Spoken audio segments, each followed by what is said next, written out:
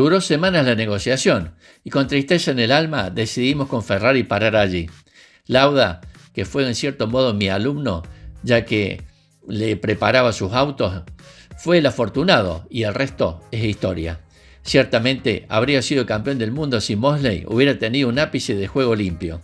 Así es la vida. Al final, Shadow accedió a pagarle parte del dinero que le pidió Ferrari para liberarme y terminó con Don Nichols. Logré poles y récords de vuelta con el DN1 y el DN3, monoplazas rápidos, pero tremendamente frágiles. Me quedé sin combustible cuando quedaban 80 litros en el tanque debido a un filtro defectuoso. Yo estaba a la cabeza. Tengo muchos ejemplos como este.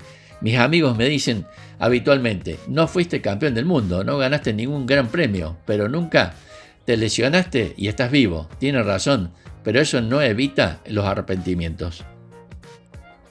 Si me pongo a pensar cuál fue el mejor Fórmula 1 que he tenido en mis manos, tenemos que estar de acuerdo en lo que entendemos por mejor monoplaza, porque solo podemos juzgarlo en relación con otros de la misma temporada. En 1978 fue el Lotus 78. No gané en Watkins Glen porque el tanque de combustible era demasiado pequeño. Me perdí 2 vueltas mientras iba en cabeza. Usé más que el pobre Ronnie Peterson, que reemplacé. En Montreal, Colin Chapman y todos los ingenieros estaban en el auto de Mario Andretti. En el mío solo tenía un mecánico. Lo conocía bien y era bueno, pero se olvidó de cambiar las pastillas de frenos traseras. Me encontré con los frenos en el piso. Tuve que parar cuando volví a estar en cabeza con una ventaja de 35 segundos. Mario estaba a una vuelta de distancia. Nächste findet am kommenden Sonntag auf einem Stadtkurs in Montreal, der Olympiastadt von 1976 statt.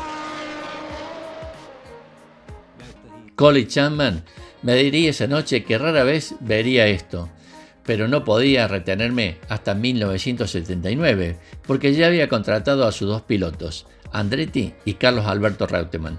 Una vez más se me escapó entre los dedos. ¿Qué más podría hacer? Al menos podría consolarme que en Sport Prototipos todo funcionó bien, es verdad. Gané campeonatos mundiales con Matra, campeonatos europeos con Alfa Romeo, carreras con Alpine Renault. Maravillosos recuerdos y la alegría de tener autos fiables, un tiempo muy hermoso. También tengo mis mejores resultados en la Fórmula 2 en 1973. Fui más rápido que Pescarolo, incluso que Gerard Larose. Fue una alegría, pero en Fórmula 1 estaba escrito que no funcionaría. En 1979 y 1980 con el Tyrrell iba rápido.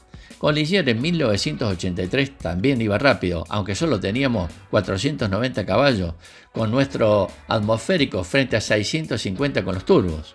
No teníamos ninguna posibilidad, pero aún así, en Long Beach, pude ganar cuando fui atropellado por el auto recién llegado, cuya suspensión acababa de romperse. Mi carrera fue un fracaso, afirmaba Jarier entre risas en una entrevista reciente. Realmente es un juicio demasiado duro para uno mismo, porque el piloto francés atesora palmarés internacional bastante decente y más de 10 años con presencia en la Fórmula 1. Pero es cierto que para alguien que le fue ofrecido un volante en Ferrari, apenas un año después de su debut, salir de la máxima categoría por la puerta de atrás sin una sola victoria tiene un gusto al menos amargo. Lo mismo pasó con sus incursiones en el mundo de la resistencia, porque ganó un buen número de carreras, pero varias veces se quedó a las puertas de ganar las 24 horas de Le Mans. Seguramente con un buen manager al lado nunca habría firmado un acuerdo leonino como el que firmó con Max Mosley, que para INRI luego le dejó a la estacada al retirarse como equipo oficial de la Fórmula 1. Pero el mismo Jarier reconocía que como lo único que le interesaba era correr, firmaba cualquier cosa sin pensar más allá del día siguiente. Después de la jugarreta de Mosley, encontró un lugar en el equipo Shadow, que no era Ferrari, pero tenía un buen patrocinador y un buen auto diseñado por Tony. En su primera temporada sumó su primer podio y varios buenos resultados, y en 1975 se hablaba de él como un posible candidato al título. Ese año Jarier comenzó la temporada en tromba, marcando la pole position en la primera carrera en Argentina y liderando con comodidad la segunda carrera en Brasil, hasta que una avería mecánica le privó de su primera victoria. Nunca se sabrá si de no haber sufrido aquel fallo en su auto hubiera vencido en aquel gran premio, pero la exhibición que dio aquel día en Interlagos ya daba pistas también de por qué fallaba algo en su cerebro para ser considerado un potencial campeón del mundo. De entrada, Jarier parece ser, saltó a la salida y la ausencia de las fotocélulas en la época le salvó de una penalización. Posteriormente, una vez instalado en el liderato, empezó a tirar con un ímpetu descomunal, obteniendo una ventaja tal que eran muchos desde el muro de boxes que le cuestionaban si el auto o los neumáticos iban a soportar el sobreesfuerzo. Seguramente con alguien sensato a su lado de nuevo, le habría hecho ver que las carreras se ganan igual por un segundo que por un minuto. Pero pensar al volante nunca fue la mejor especialidad de Jarier, porque él era siempre pasión y ansiedad. Hubo otras ocasiones donde podría haber obtenido un triunfo de haberle favorecido las circunstancias, pero también el equipo Shadow no ayudó al comenzar un declive que terminó con su disolución en el año 1978. A partir de allí, se vio envuelto en varias polémicas porque fue despedido en 2 ocasiones de su nuevo equipo, el ATS del impredecible magnate alemán Günther Schmidt.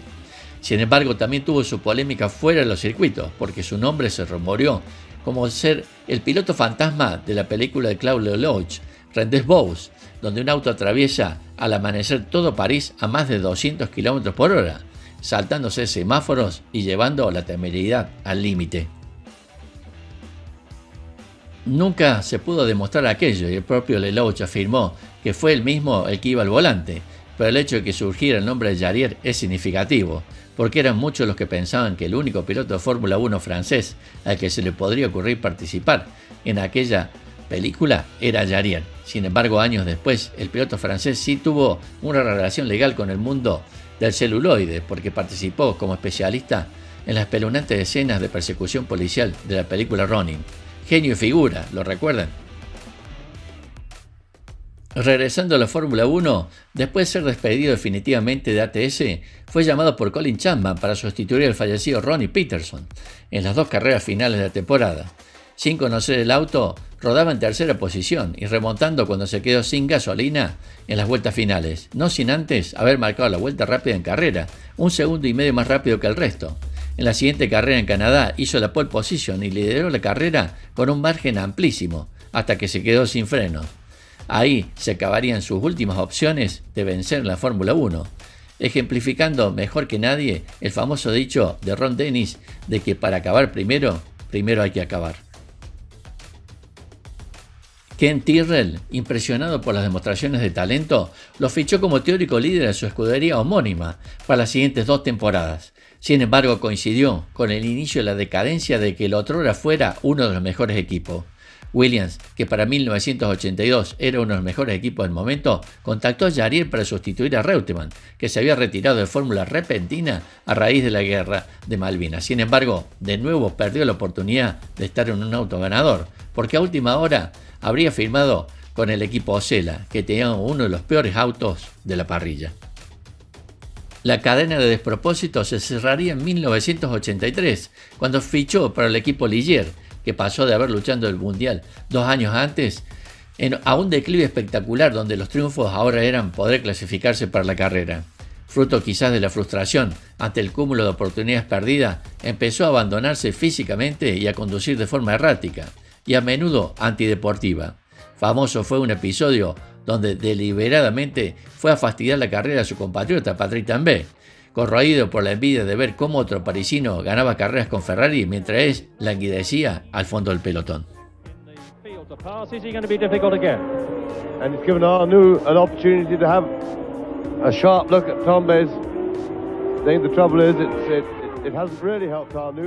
Demoledora fue la frase de James Hunt cuando dijo: Jarier tiene la mentalidad de un niño de 10 años, está fuera de lugar y no se le debería permitir correr más los grandes premios. Para el saltarín, que es como era conocido por su afición a saltar por encima de los bordillos y sus continuos cambios de equipo, a pesar de su inmenso talento, la Fórmula 1 ya le venía grande.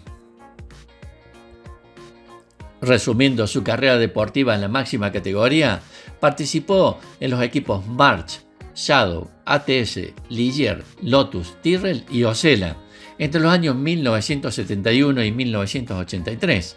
Participó en un total de 143 grandes premios, logrando 3 podios, 3 pole position y 3 vueltas rápidas.